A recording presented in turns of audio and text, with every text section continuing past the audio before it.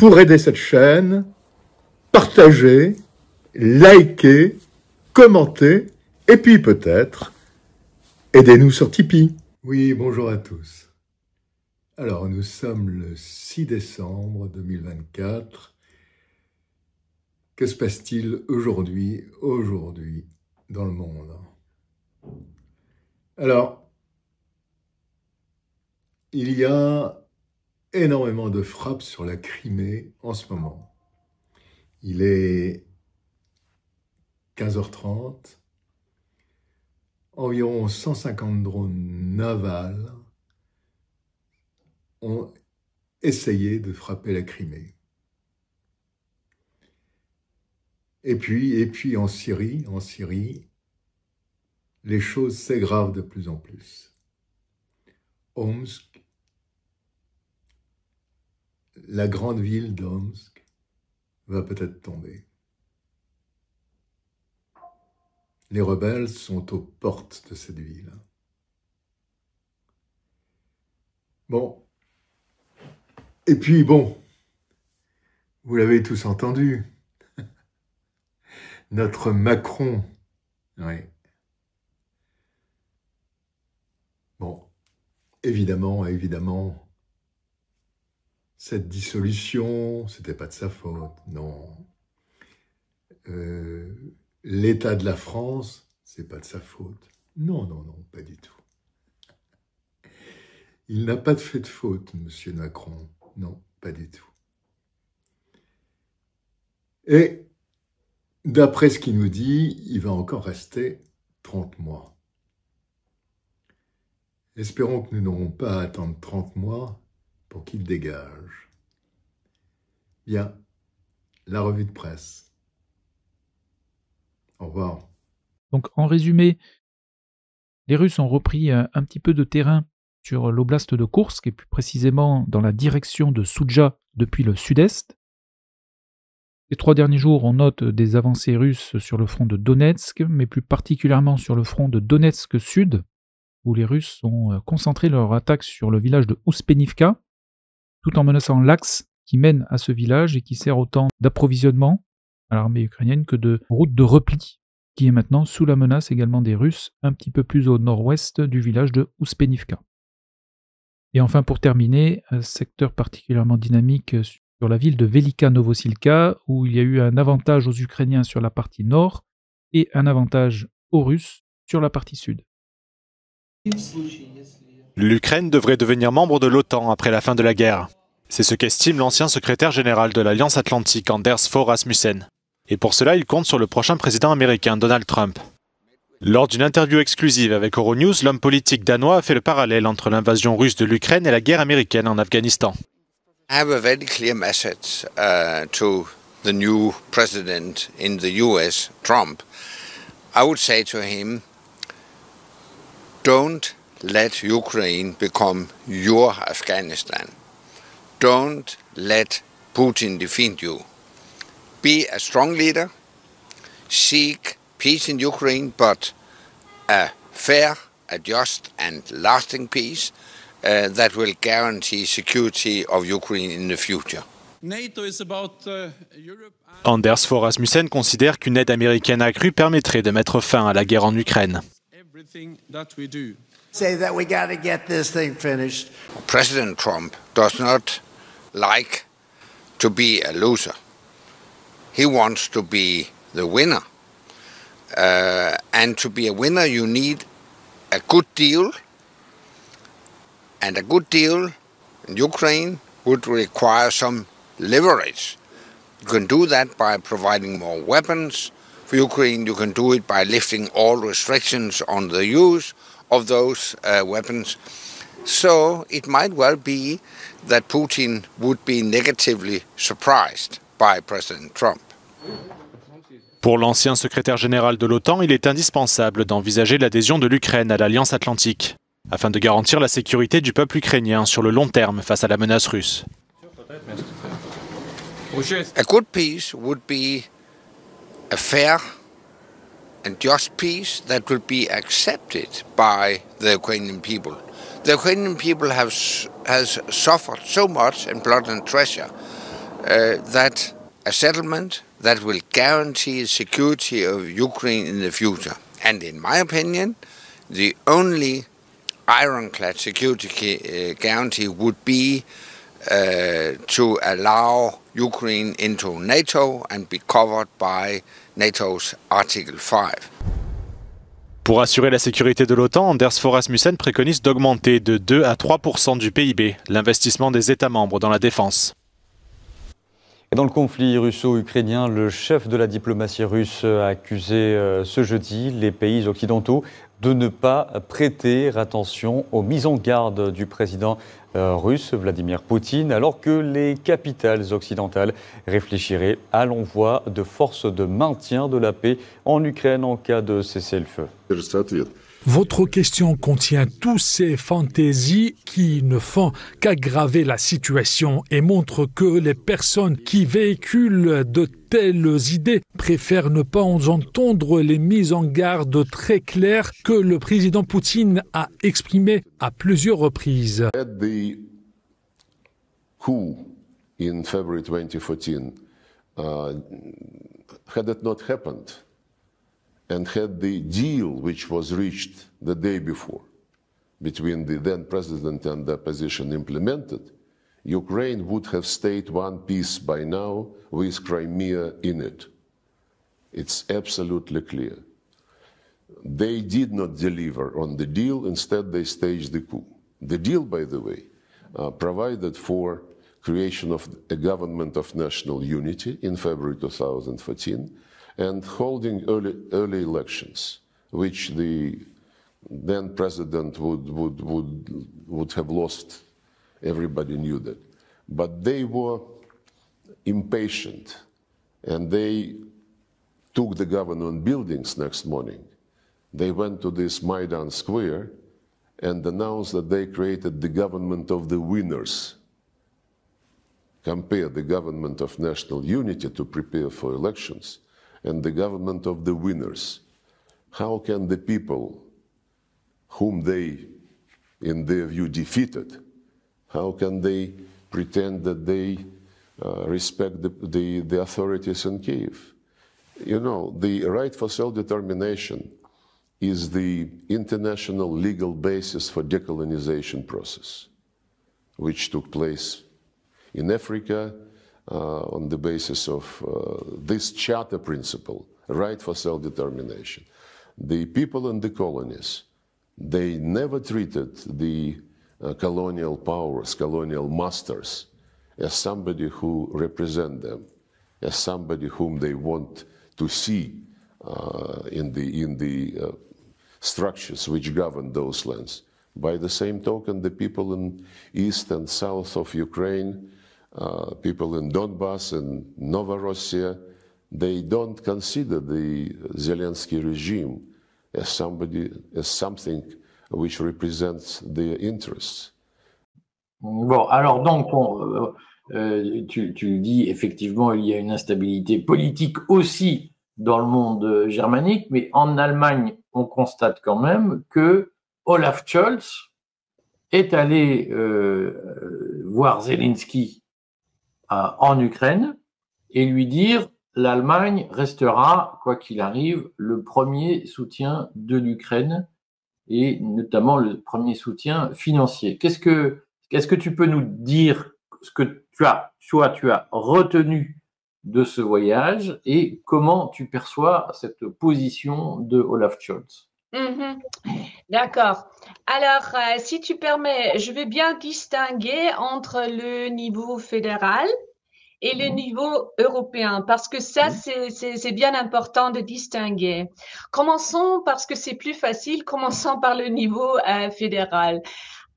C'est tout à fait clair que l'Allemagne se trouve au milieu des campagnes électorales. C'est-à-dire, il y aura des élections au mois de février. C'est-à-dire, maintenant, tout le monde cherche des thèmes, des sujets. Et c'est chez nous, ou en Allemagne, c'est toujours comme en France. À ce moment-là, nous nous trouvons dans une crise économique, dans une crise politique, c'est-à-dire, il n'y a rien à gagner. C'est-à-dire tout le monde cherche des thèmes. Bon, et pour Scholz, bien sûr, la paix, c'était un sujet, ou c'est un sujet. Pourquoi?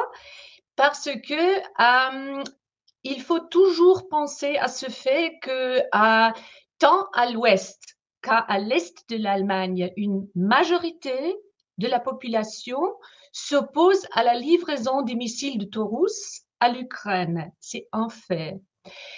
De plus,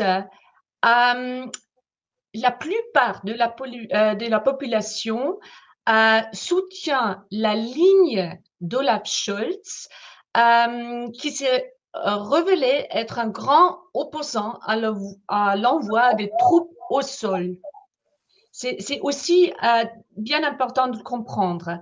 Et la plupart des gens en Allemagne s'opposent aussi à l'adhésion de l'Ukraine à l'OTAN. Bon, et Olaf Scholz, bien sûr, il connaît bien ces sondages, il connaît bien l'ambiance de la population. La rencontre était inédite depuis le début de la guerre en Ukraine et s'est vite transformée en un échange d'accusations violentes. Le ministre russe des Affaires étrangères, Sergueï Lavrov, s'est rendu à Malte ce jeudi pour sa première visite dans un pays de l'Union européenne depuis l'invasion par son pays de l'Ukraine en février 2022 pour assister à une réunion de l'Organisation pour la sécurité et la coopération en Europe. Dès son arrivée, il a accusé l'Occident de raviver la guerre froide et de provoquer un conflit direct avec Moscou, des mesures poussées selon lui par les États-Unis et motivées par le désir de ramener l'OTAN sur le devant de la scène politique. Les ministres des Affaires étrangères de l'Ukraine, de la Pologne et de l'Estonie ont quitté la salle lorsque Sergueï Lavrov a commencé à parler. Avant son départ, le chef de la diplomatie ukrainienne, Andriy Sybiha, a qualifié son homologue russe de criminel de guerre. Antony Blinken, qui s'est exprimé après le départ de Lavrov de la salle, a imputé la responsabilité de l'escalade dans la région à la Russie. Il a cité le déploiement des forces nord-coréennes en Europe, l'utilisation d'un missile balistique à portée intermédiaire pour attaquer l'Ukraine et les attaques russes contre les infrastructures énergétiques de l'Ukraine. Mais il y a exactement 35 ans, Malte accueillait le célèbre sommet qui, selon les historiens, a marqué la fin de la guerre froide et ouvert une ère de paix durable et de coopération entre l'Est et l'Ouest. Cependant, aujourd'hui, nous sommes confrontés non seulement à la menace de guerre en Europe, dans une région qui a vu naître l'une des plus grandes civilisations, mais également à des conflits dévastateurs qui jalonnent l'histoire de l'humanité. En 1975, à Helsinki, l'idée de sécurité indivisible est devenue centrale pour surmonter les confrontations. La sécurité de chacun était perçue comme étant liée à la sécurité de tous. Aucun État ne devait renforcer sa sécurité au détriment d'un autre, et aucune organisation ou nation ne devait aspirer à dominer l'Europe. Ces principes établissaient une vision inclusive de la sécurité, englobant les dimensions politico-militaires, économiques et humanitaires. De plus, tous les participants se sont solennellement engagés à respecter le consensus, pierre angulaire de l'OSCE. Mais entre cette conférence sur la sécurité et aujourd'hui, une distance colossale s'est creusée, une véritable faille. La mise en œuvre des principes fondamentaux pour lesquels ce forum a été créé et que nous avons juré de respecter, quelles que soient nos affiliations à d'autres structures internationales, a d'abord été interrompue, puis inversée. Tout cela au profit d'un ordre fondé sur des règles idéologiques, politiques, militaires, économiques et dites valeurs. La réalité a démontré que, pour l'OTAN et l'Union européenne, les principes d'Helsinki ne sont qu'un bout de papier. Ils les considèrent comme un fardeau à appliquer à eux-mêmes, tout en forçant les autres à les respecter de manière sélective, uniquement lorsque cela sert les intérêts de l'Occident. Hovoril som veľmi jasne o vojenskej pomoci pre Ukrajinu, hovoril som veľmi jasne, že si nemôžu dovoliť niektorí členovia komisie a nemôže si to dovoliť ani predseda Európskej rady dávať v mene Európskej únie vyhlásenia, na ktorých Európska únia a Európska rada nebola nikdy dohodnutá. Hovorím teraz o návšteve nového predsedu Európskej rady, pána Koštu a novej, nazvime to, európskej ministerky zahraničných vecí v Kieve, kde mali vyhlásenia, ktoré nezodpovedali záverom Európskej únie. Trump et Biden se seraient parfaitement entendus sur certains dossiers, notamment une continuité dans les deux administrations et un point d'accord qui serait le suivant. Biden veut continuer à aider les Ukrainiens et Trump veut négocier très rapidement, il l'a bien dit, pas avant, une fois qu'il arrive au pouvoir. En attendant, des deux côtés, carte blanche, on y va à fond, on avance les pions au maximum et l'idée c'est d'arriver chacun, les Russes de leur côté c'est leur intérêt puisque Trump a dit à partir du 20 janvier, je veux qu'on trouve une solution. Avant, faites ce que vous voulez. Il a dit pareil aux Israéliens. On trouve une solution dès que j'arrive au pouvoir. Donc, tout ce que vous voulez gagner comme territoire, ça vaut autant pour le dossier israélien que le dossier ukrainien. Faites-le avant que j'arrive. Une fois que j'arrive, je veux trouver une déconfliction très rapide, voire des accords de paix. Et dans ce deuxième scénario, ils auraient pu s'entendre sur un point de convergence. Biden veut continuer à aider les Ukrainiens et Trump, sa technique du deal, c'est toujours la force. Je deal en montrant que si on deal avec moi, on peut perdre un peu. Vous savez, c'est le secret du deal, on perd tous un peu. Il faut que tout le monde soit un peu mécontent. Mais si vous ne m'écoutez pas, vous pouvez risquer de tout perdre. Et il peut le dire aux deux camps. Et donc là, Biden lui aurait dit, si tu ne mets pas en question ce à quoi je vais procéder, ça peut même être utile à toi-même, parce que quand tu voudras négocier le 20 janvier, si tu arrives faible, avec juste une volonté de faire la paix avec la Russie, et si la Russie, d'ici 2 mois, gagne beaucoup de terrain, ce qui est possible pendant l'hiver, parce qu'ils veulent mettre le paquet, tu arriveras un peu comme un faible en négociation. Par contre, si on a montré qu'on peut avoir des missiles qui frappent 300 km et à chaque fois on franchit une ligne rouge, peut-être bientôt 500 km, peut-être bientôt 700 km, 1000 km, et donc rendre Moscou extrêmement vulnérable, même s'il y a déjà des attaques sur Moscou. Vous savez qu'il y a un système antimissile et interception au-dessus de Moscou. Il y a constamment des alertes. Mais là, ça deviendrait très létal parce que ces armes, les Attack-MS ou les Storm Shadow et bientôt les Scalp français aussi, ces armes sont capables d'être extrêmement précises. C'est pour ça qu'il faut des militaires occidentaux, et c'est pour ça qu'on est à la preuve qu'il y a des militaires occidentaux. Les Européens ne l'ont pas dit, les Américains non plus. Et là, depuis 24 heures, on commence à avouer du côté de l'OTAN qu'effectivement, ces armes ne fonctionnent que s'il y a des codes de guidage qui sont donnés par les techniciens militaires occidentaux et qui souvent sont consultés. On leur donne le plan d'action. Les Ukrainiens disent on veut frapper telle cible, et les techniciens occidentaux préparent carrément la frappe au niveau électronique et au niveau guidage, et beaucoup même sont carrément sur le terrain. Have you spoken to any officials in the Biden administration since then? I don't want to ruin their career. But have you had meaningful conversations? No. Not at all. No, when I met in international events, one or another person whom I know, an American, I mean. Yeah. Some of them say hello, some of them exchange few words, but I never impose myself because but nothing meaningful behind the scenes. It's becoming contagious, when they see when somebody sees an American talking to me or a European talking to me. Europeans are running away when they see me. During the last G20 meeting, it was ridiculous.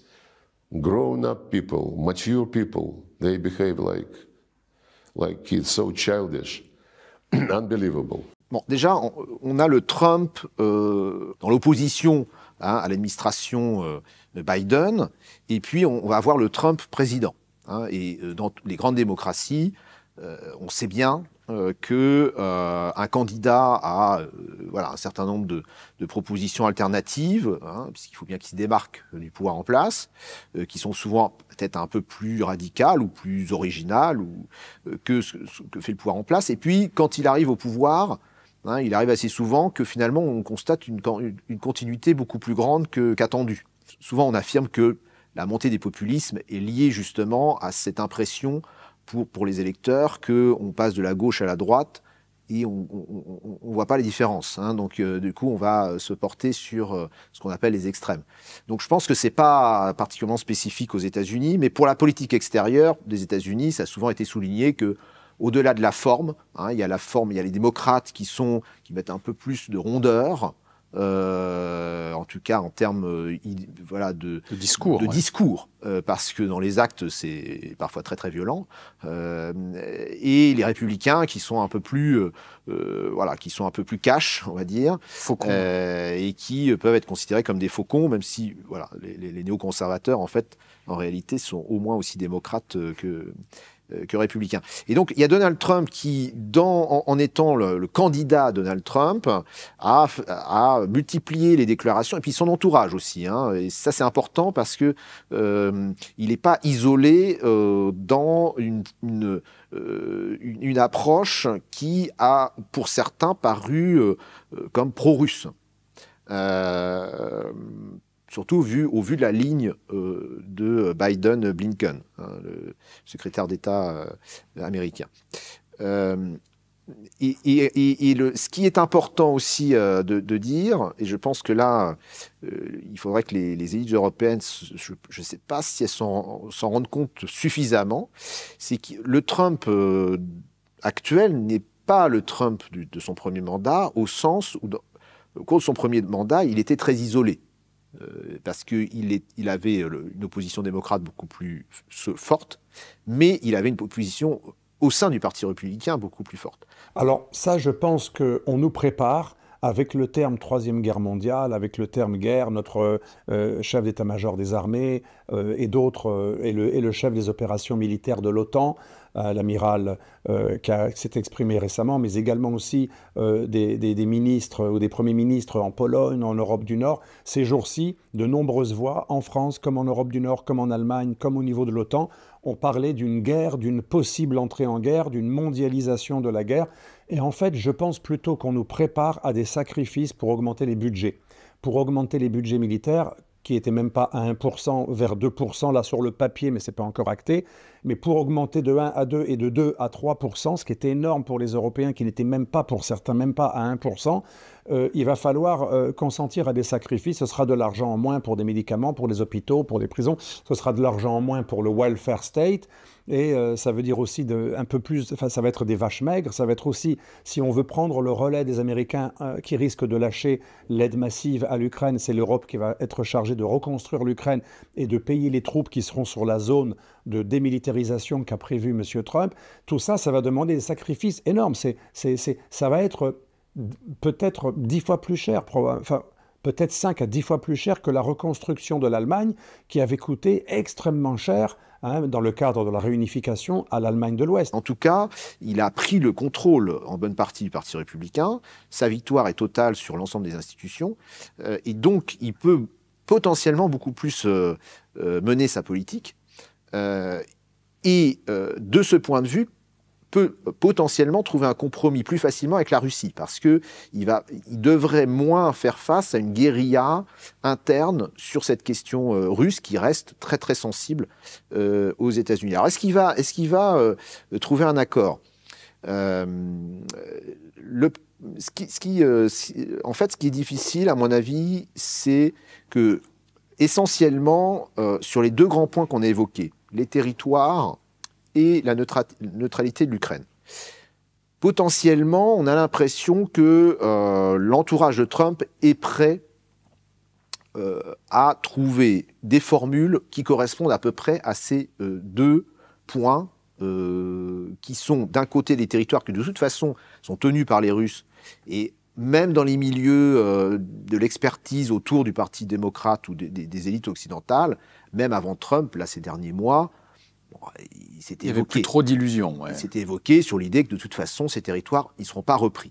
Après, personne ne voudra reconnaître a priori juridiquement leur appartenance à la Russie, mais voilà. Donc ça, c'est quelque chose qui n'est pas, par ailleurs, extrêmement original. La façon dont c'est dit par l'entourage de Trump est plus abrupte que ce qui a pu être dit par les autres, mais c'est pas très original. Sur la neutralité, il y a eu des déclarations, en tout cas du vice-président Vance, qui a dit qu'ils étaient prêts aussi à ça. Alors ça, il faudra voir, parce que d'autres proches de Trump sont plus sur l'idée, on repousse l'OTAN à 10 ans, 15 ans, etc., mais on n'abandonne pas totalement. Bon, mais admettons qu'ils s'entendent sur ces deux points-là. Le problème, c'est après, comme on dit, le diable est dans les détails, parce que après, qu'est-ce que ça va faire sur le terrain ? C'est-à-dire, parce que là, une fois qu'on a dit, par exemple, l'Ukraine est neutre, bon, très bien, l'Ukraine peut accepter formellement de dire je ne rentre pas dans l'OTAN. Mais si elle continue à être armée autant qu'à l'heure actuelle par les Occidentaux. Et que donc, finalement, ça n'a pas grande incidence sur la perception de la menace par la Russie. Pour la Russie, c'est pas tellement plus acceptable. Et de l'autre, pour les Ukrainiens et les Russes, si on continue à avoir un front même gelé, ça maintient un état de conflit gelé qui pose problème en fait. Et donc, moi je pense que les Russes vont demander, et ça renvoie d'ailleurs aux accords, en tout cas à l'état des négociations d'Istanbul. Hein, on revient en 2022. On sait qu'ils avaient demandé un désarmement partiel de l'armée ukrainienne. Donc, il n'y a pas de raison qu'ils ne redemandent pas cet élément. Et donc, là, a priori, la négociation, ça va être quoi? Pour l'instant, du côté américain, c'est de dire on va avoir une zone démilitarisée autour du front. Hein, donc, sur quelques, peut-être 100, 200 km de chaque côté, on retrait des troupes, et puis voilà.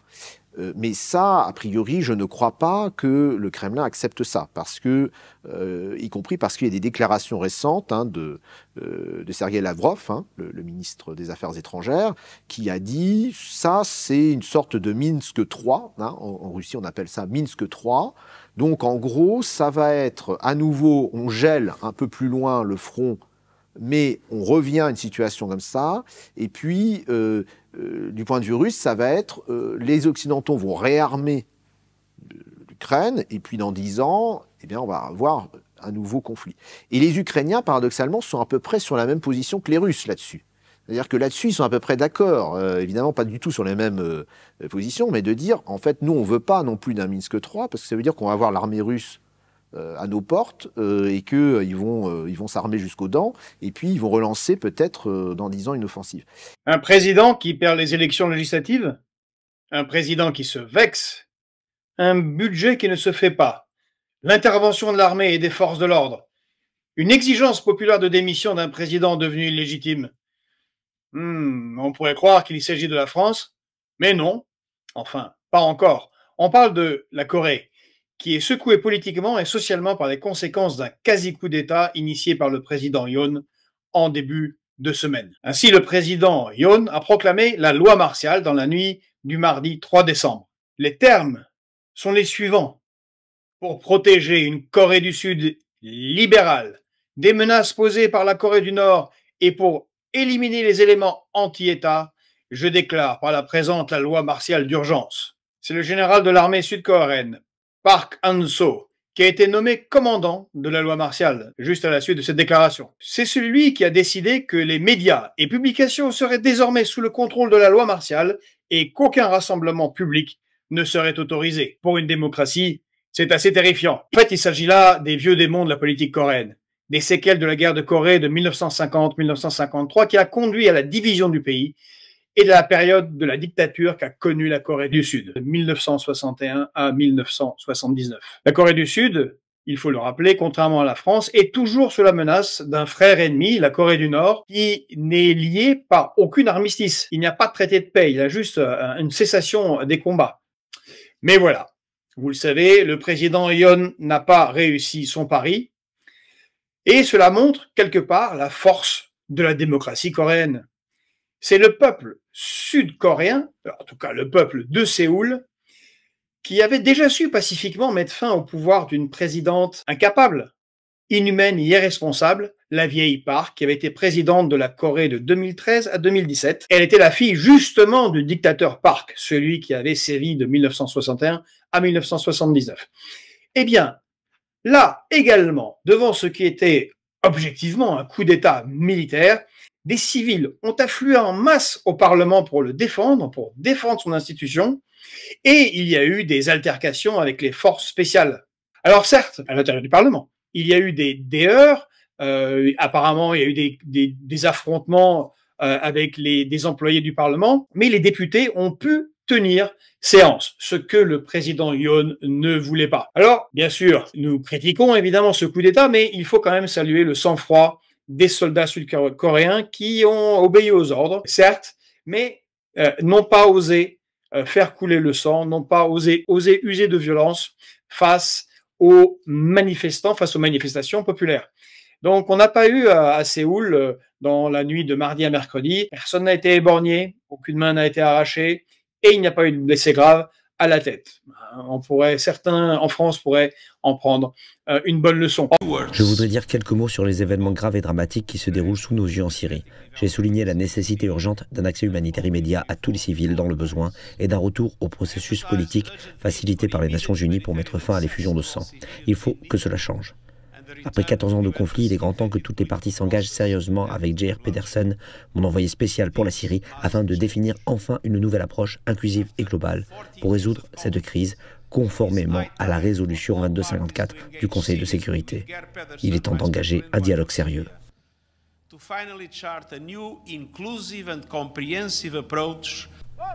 Le chef du Hezbollah, Sheikh Naïm Qassem, a promis de soutenir le gouvernement syrien face à l'escalade des offensives des forces rebelles. M. Qassem a accusé les États-Unis et Israël d'être à l'origine de l'agression contre la Syrie en raison de leur échec à Gaza. Il a également affirmé que des groupes terroristes cherchaient à faire basculer l'alignement de la Syrie du soutien à la résistance vers celui à l'occupation israélienne.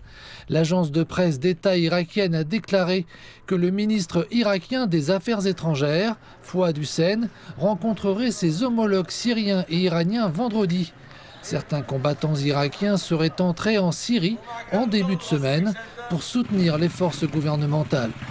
La coalition paramilitaire irakienne Hashd al-Shabi, alignée sur l'Iran, s'est mobilisée le long de la frontière avec la Syrie, expliquant qu'il s'agissait d'une mesure purement préventive en cas de débordement en Irak. Bon, la guerre en Ukraine a été déclenchée en février avec le coup d'État de Maïdan en février 2014.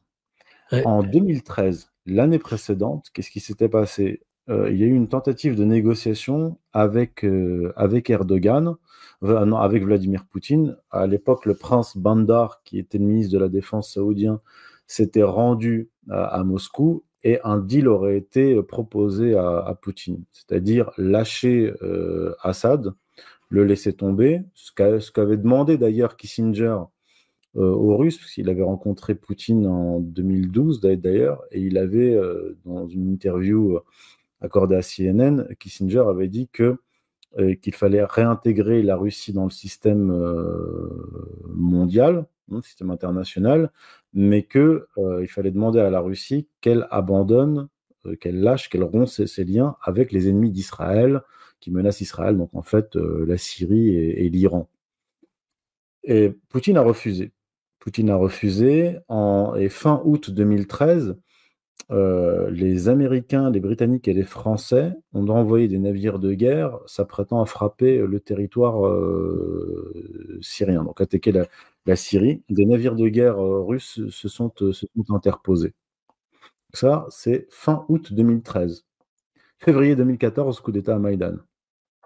Puis, dans la foulée, Daesh, qui existait déjà, se transforme en État. C'est-à-dire le fameux Sunnistan qu'il y avait sur la nouvelle carte du Proche-Orient, publié en septembre 2013 dans le New York Times.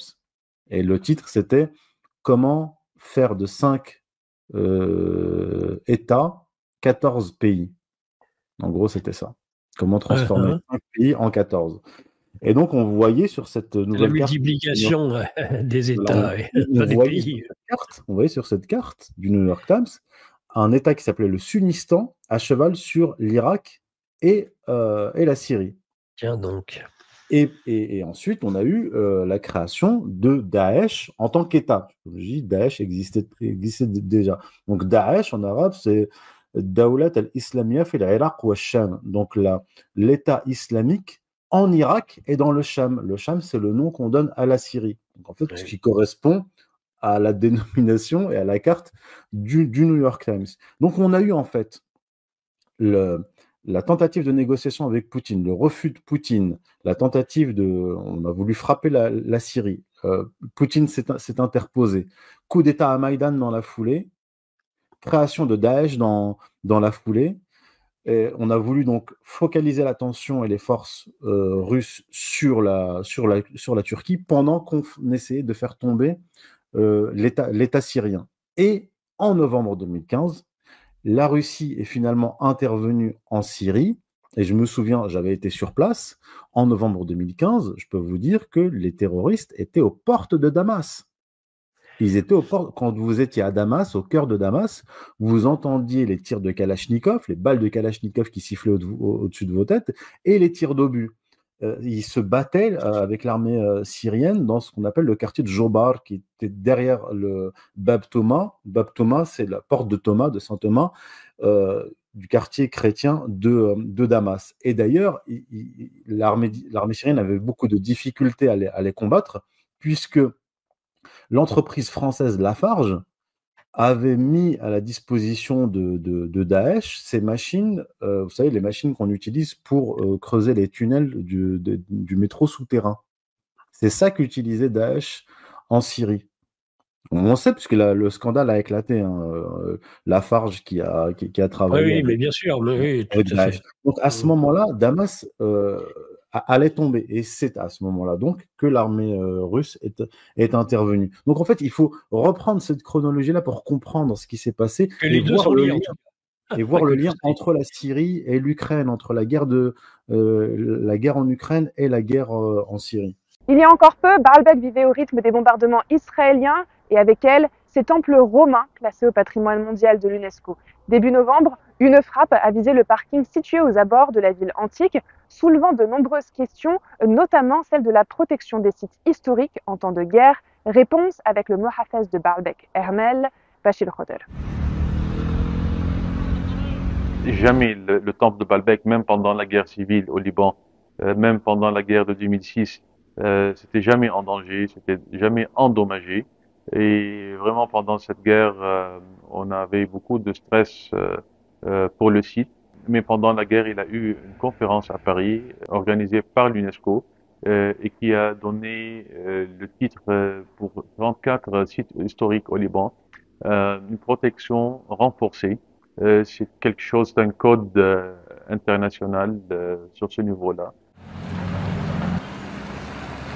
Il y a plusieurs initiatives pour réparer les dégâts. Maintenant, on attend les professionnels pour faire leur inspection et leurs études pour savoir c'est quoi les dégâts dans le temple.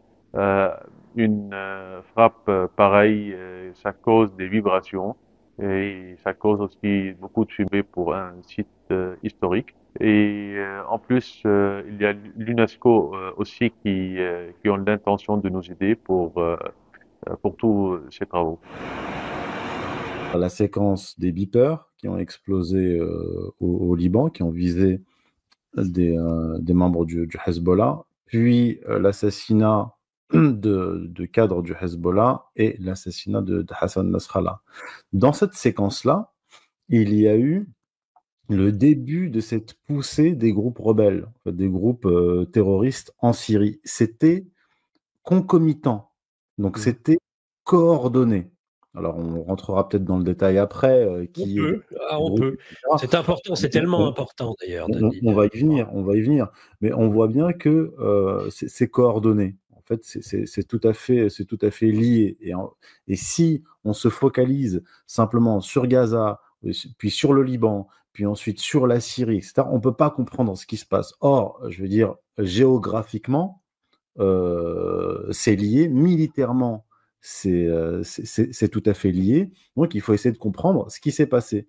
Ce qui s'est passé, c'est que les forces, les alliés d'Israël, dans la région et ailleurs, notamment les Américains, et les Turcs, et la Turquie d'Erdogan, avaient pour objectif de briser ce que certains appellent l'arc chiite. L'arc chiite, c'est un arc stratégique qui part de l'Iran, qui va jusqu'au Liban, en passant par l'Irak et la Syrie. Cet arc stratégique, chiite, quoi qu'on en pense, pose un problème stratégique à Israël.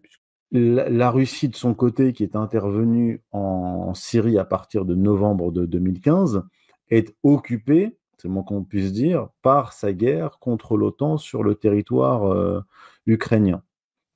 Donc, ils ont attaqué et ils ont coordonné cette attaque en Syrie et au Liban pour tenter de briser cet axe stratégique.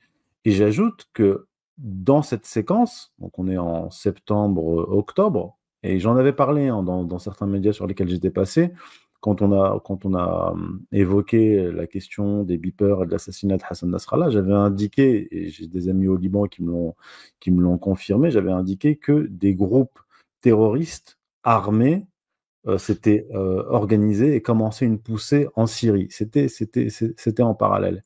Et au même moment, une rumeur est partie du monde arabophone, plus précisément d'Arabie Saoudite, donc une rumeur israélienne, disant que les Iraniens ont lâché le Hezbollah et les Iraniens, des agents iraniens, ont trahi Hassan Nasrallah en permis son assassinat. Donc en fait, il y a eu une stratégie à la fois de séparation militaire, de tentative de division militaire sur le terrain et de division dans les esprits avec cette propagande. Donc, il ne faut pas croire que tout cela arrive par hasard, c'est parfaitement coordonné. La Turquie dans cette affaire.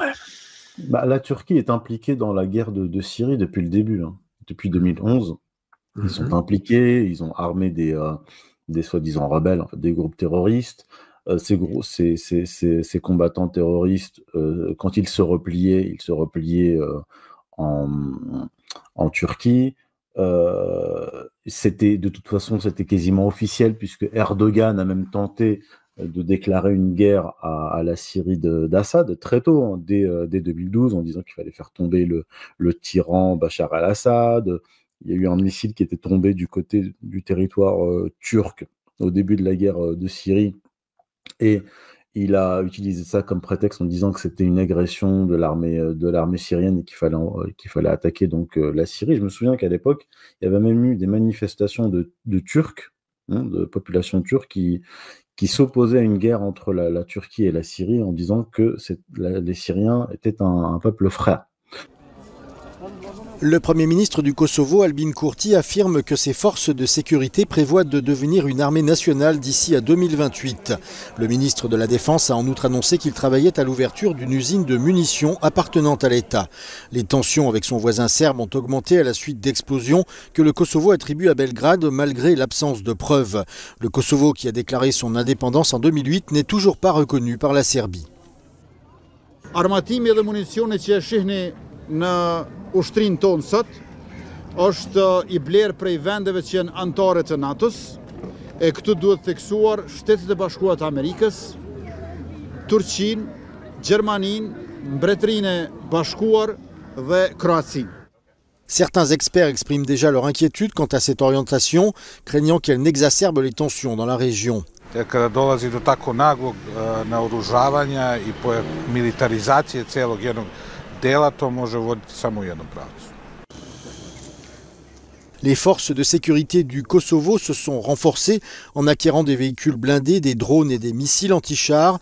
Le gouvernement affirme que ce développement militaire est uniquement destiné à des fins de défense et qu'il n'agira qu'en coordination avec ses alliés. La signature controversée de l'accord entre l'Union européenne et le Mercosur semble plus proche que jamais. La présidente de la Commission européenne, Ursula von der Leyen, a atterri en Amérique latine pour une réunion avec les pays du Mercosur vendredi en Uruguay. Many thanks. The intention is to finalize the last political negotiations to conclude what will be a groundbreaking and historic partnership agreement between the EU and the Mercosur region.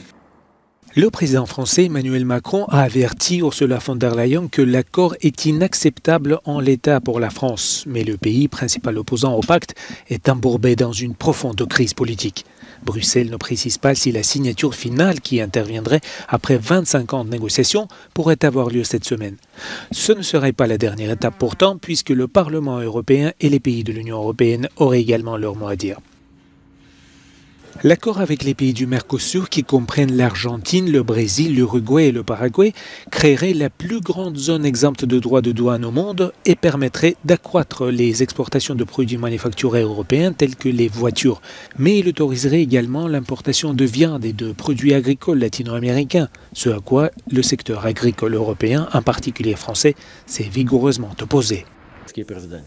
Alors que la Pologne se prépare à prendre la présidence tournante du Conseil de l'UE, le Premier ministre Donald Tusk a déclaré qu'il était prêt à maintenir des mesures controversées sur l'immigration, malgré les critiques de certains pays de l'Union européenne. Ces remarques ont été faites lors d'une réunion avec la présidente du Parlement européen, Roberta Metsola. Inicjatywami typu możliwość czasowego zawieszenia prawa do azylu, składania aplikacji. Wiem o tym, że to u niektórych budzi emocje. To się potwierdziło także w dzisiejszym spotkaniu, ale chcę tylko potwierdzić, że na pewno Polska będzie prowadziła tutaj twardą politykę na poziomie narodowym. Pour Roberta Metsola, la Pologne sera confrontée à des défis géopolitiques, notamment en matière de sécurité et de compétitivité de l'UE.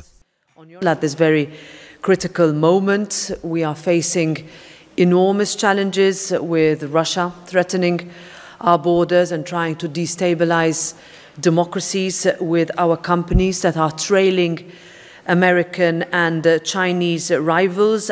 La présidence polonaise débutera le 1er janvier pour une durée de 6 mois. The news of France's political instability could not come at a worse time for Europe. With Germany facing a whole new government potentially from February onwards following snap elections, and the US preparing for a second Donald Trump presidency, it's likely that the EU will continue on a weakened path. Jacob Ross, an expert in French-German relations, said it's not just the political instability that the EU needs to watch out for, but it's also the economic implications.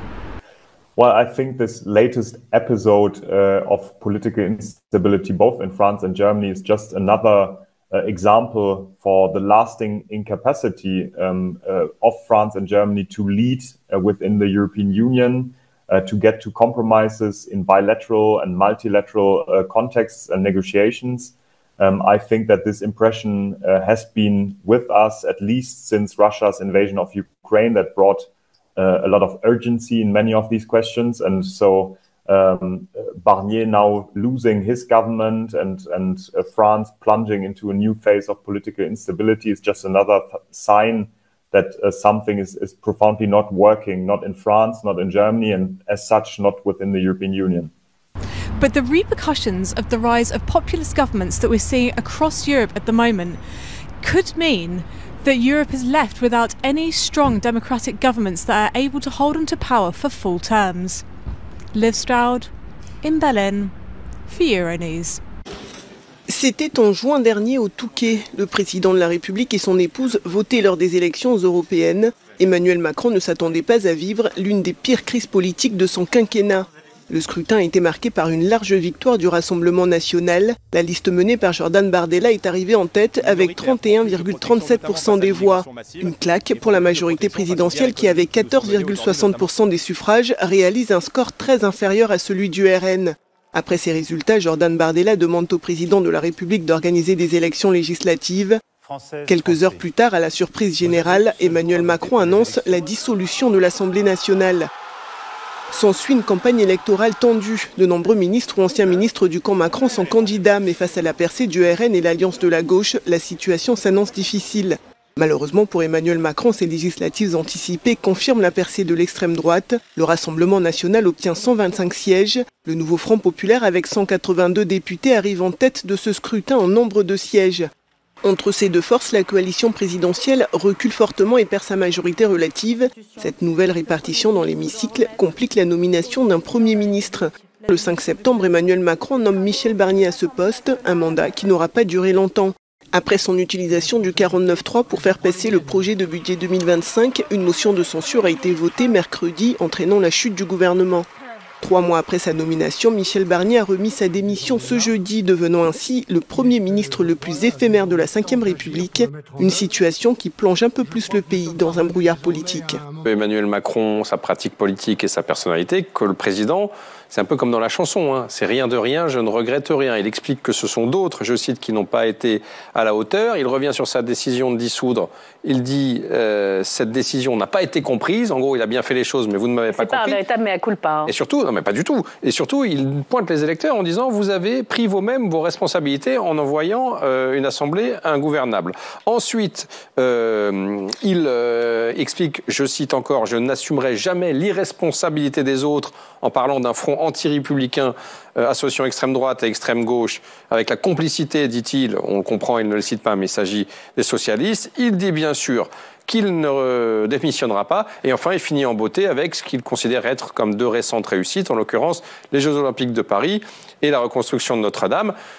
Je pense que le président est quand même... Alors, on dirait, Myriam, qu'il vient d'atterrir de Riyad, mais je pense qu'il faut vraiment qu'il atterrisse aussi un petit peu et qu'il ouvre un petit peu les yeux sur la réalité, parce qu'il ne peut pas continuer, si j'ose dire, à considérer qu'il a tout fait parfaitement et que c'est les autres, une fois de plus, les électeurs ou les partis qui ont mal fait les choses et qui n'ont rien compris. Effectivement, on tourne beaucoup autour de l'adresse aux Français d'Emmanuel Macron hier soir, que vous n'avez sans doute pas écouté, mais vous savez de quoi il en retourne, hein. Il est là pour encore 30 mois et ce n'est pas de sa faute. Comme d'habitude avec Emmanuel Macron, trop subtil, trop intelligent, et nous, les Français, un peu trop cons, excusez-moi du terme, on ne comprend rien. D'ailleurs, lui-même le dit, on l'écoute. Le 9 juin dernier, je me suis adressé à vous pour annoncer la dissolution de l'Assemblée nationale. Je dois bien le reconnaître, cette décision n'a pas été comprise. Et voilà. Beaucoup me l'ont reproché, et je sais, beaucoup continuent de me le reprocher. C'est un fait, et c'est ma responsabilité. Ah bon, pour une fois qu'il est responsable d'une dissolution que nous n'avons pas compris, et encore une fois, que lui-même, je pense, n'a pas compris, il ne s'attendait pas au nouveau Front Populaire, il faut dire, pour mettre un caillou dans la chaussure, et aujourd'hui, toute la stratégie d'Emmanuel Macron, c'est de faire défiler dans la cour de l'Élysée ceux qui voudraient bien assumer avec lui son bilan calamiteux, 3 000 milliards de dettes et une économie en lambeaux. Tout ça avec le Parti Socialiste, avec tous ceux qui voudraient bien venir, les LR et autres. Bruno Retailleau a dit pas de deal avec la gauche possible. La gauche, de son côté, ne veut pas faire de deal avec Bruno Retailleau. Donc, ça risque d'être très, très compliqué, la suite des opérations. Mais hier soir, on a eu Emmanuel Macron qui continuait de dire que ce n'était vraiment pas sa faute, encore une fois, même si il est responsable de la dissolution. Mais c'est tout. Après, le reste, c'est encore la faute des autres.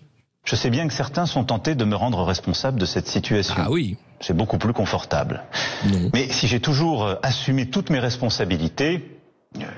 les bonnes choses comme parfois les erreurs que j'ai pu faire, je n'assumerai jamais l'irresponsabilité des autres. Alors c'est étonnant parce que je me demande quand est-ce qu'Emmanuel Macron a assumé ses responsabilités.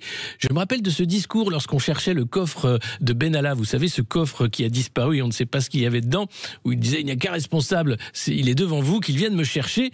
Personne n'est allé le chercher, ou du moins ceux qui ont essayé ont perdu un œil souvent, et il y a une violence sans nom lors des Gilets jaunes, vous vous en souvenez évidemment.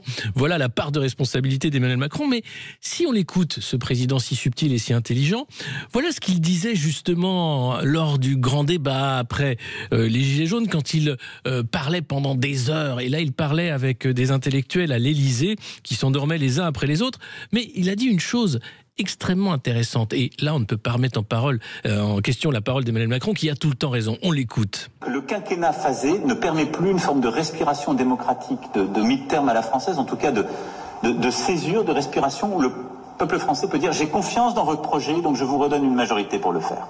Le président de la République ne devrait pas pouvoir rester s'il avait un vrai désaveu en termes de majorité. En tout cas, c'est l'idée que je m'en fais et qui est la seule qui peut accompagner le fait d'assumer les fonctions qui vont avec.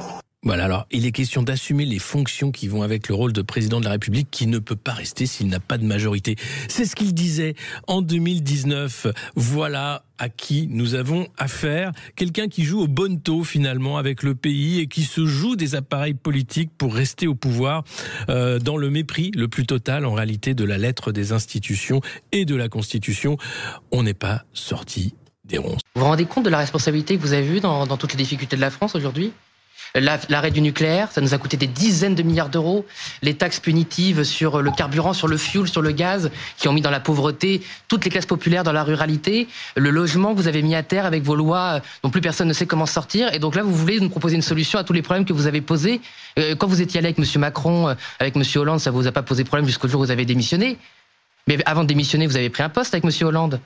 Et là, vous voulez nous expliquer que là, vous avez une solution miracle. Je vois pas bien le rapport avec ce que vient de dire. Le rapport, je peux vous dire que ceux qui nous regardent, ils voient le rapport, c'est qu'ils voient revenir des figures politiques que plus personne ne voulait, dont ils pensaient se débarrasser avec Emmanuel Macron, et qui pensent nous expliquer par le problème qu'ils ont mis en place, qui était censé être la solution au problème qu'eux-mêmes avaient mis en place. Donc oui, moi je vois le rapport. Je peux vous dire que je sais très bien pourquoi j'ai été élu député de la Picardie. C'est grâce, excusez-moi madame, ça va peut-être vous empêcher de dormir, c'est grâce à vous que je pense que j'ai été élu. Car vous avez tellement trahi les classes populaires picardes et les classes populaires des territoires ruraux que maintenant ils ont exactement confiance à ceux qui ont dit la vérité, à savoir le Rassemblement national. Je vois le résumé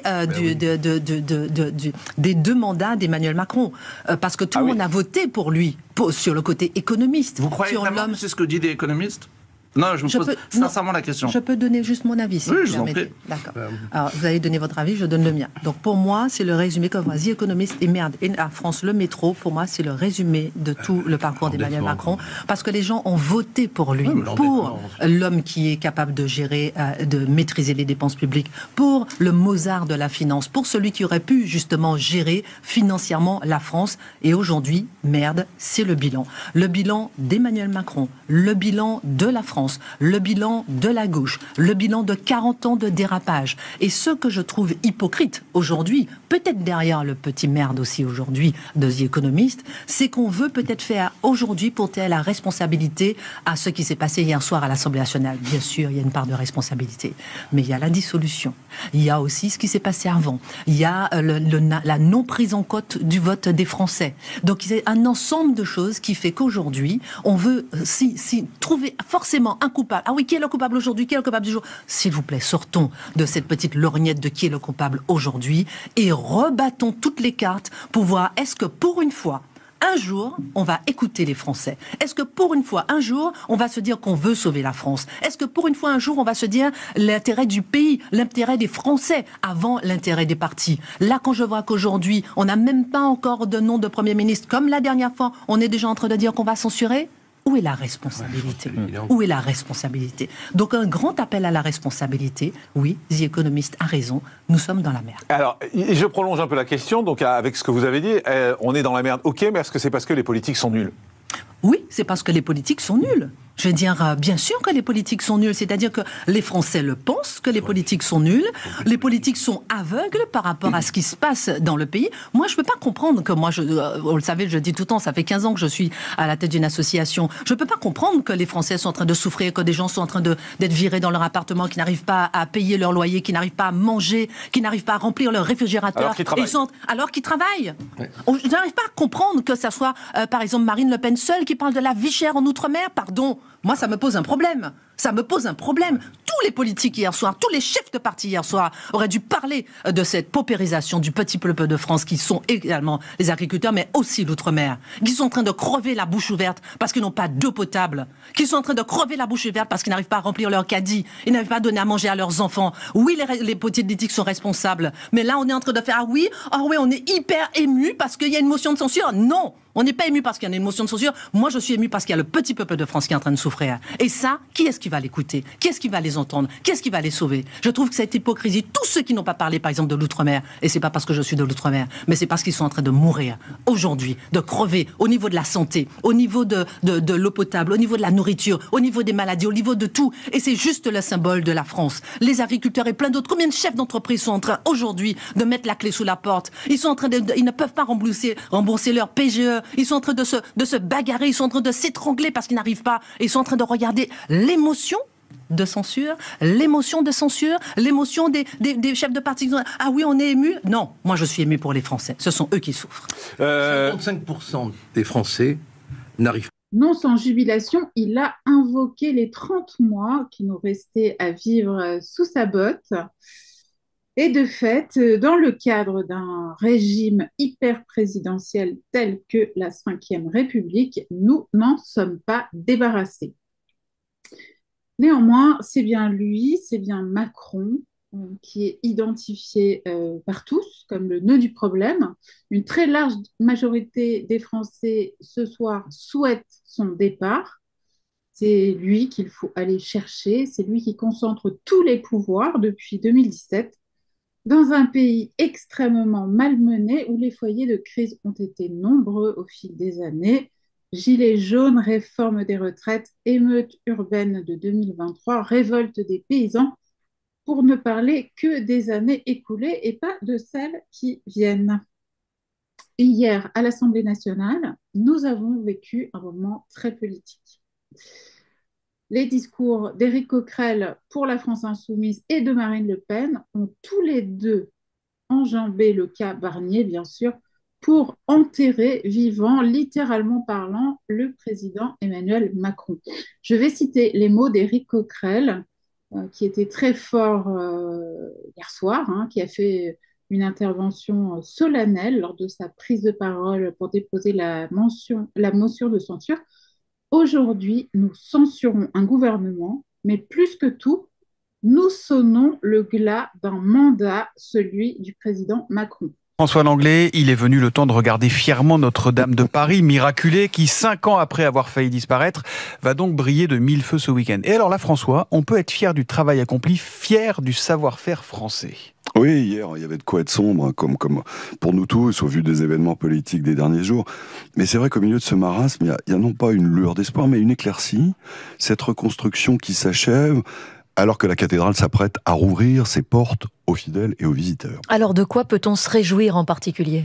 D'abord un truc bien dans cet océan de mauvaises nouvelles, ça fait du bien. Ensuite, et c'est important, cette affaire-là était prête dans les temps. Et c'est conforme aux engagements pris. Et un engagement tenu, Emmanuel Macron s'en est d'ailleurs prévalu hier soir, dans un océan de promesses de toute nature faites par la politique qui n'ont pas été honorées.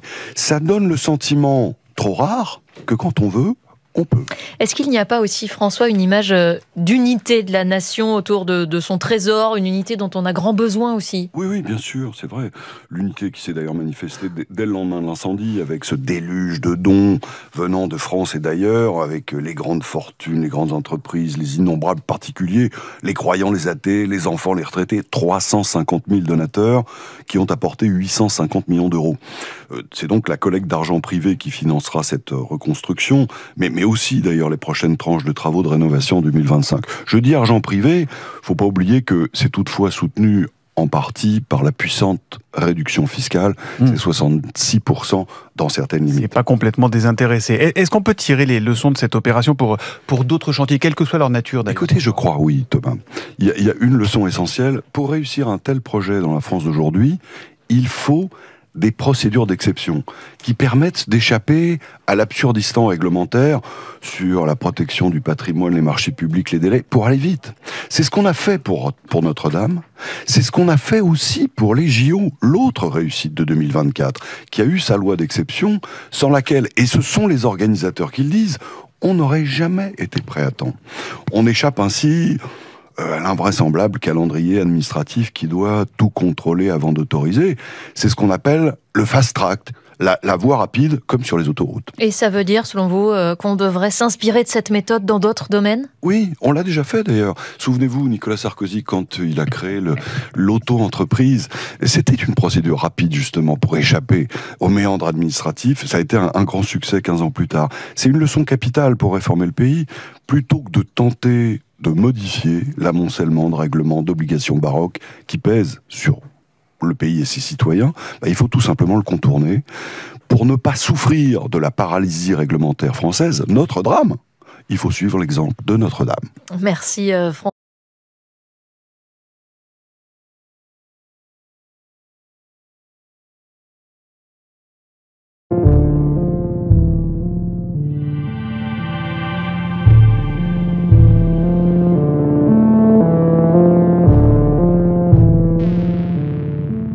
Alors, pour aider cette chaîne, partagez, likez, commentez, et puis peut-être, aidez-nous sur Tipeee.